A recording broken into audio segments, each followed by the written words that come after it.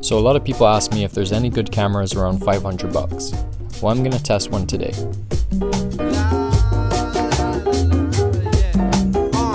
So with this shot, I just wanted to test how wide I could go, and surprisingly I could get almost the entire thing even cropped to 4:5. This area was full of people and I wanted to test just kind of candid street shots, so I zoomed in on this guy and that's what I got. I love this little path because the framing is always amazing, the light's quite good, so I took a zoomed in shot and a zoomed out shot as well. This woman that just walked past me, I thought she'd be a great subject, so I waited for her to walk down a little bit, took this shot in the meanwhile, wasn't expecting much but I actually love it, and then I turned around and snapped another one with her in the frame.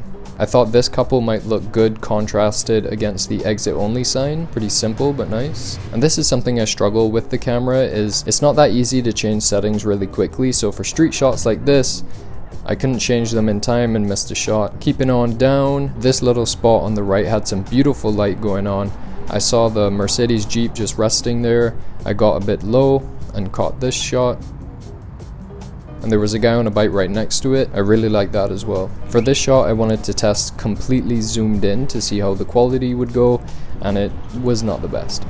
Now here I had to wait a bit for the ferry to pass, but once it did I got a few different compositions of it. I wanted to see how much detail I could get with the people that were on the ferry.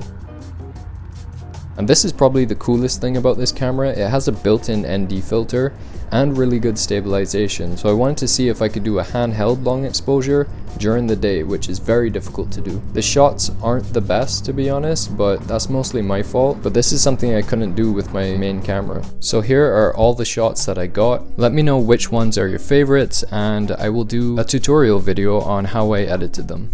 Thanks for watching. Big things fucking popping, tags out of the bags when Paul Bunyan shopping.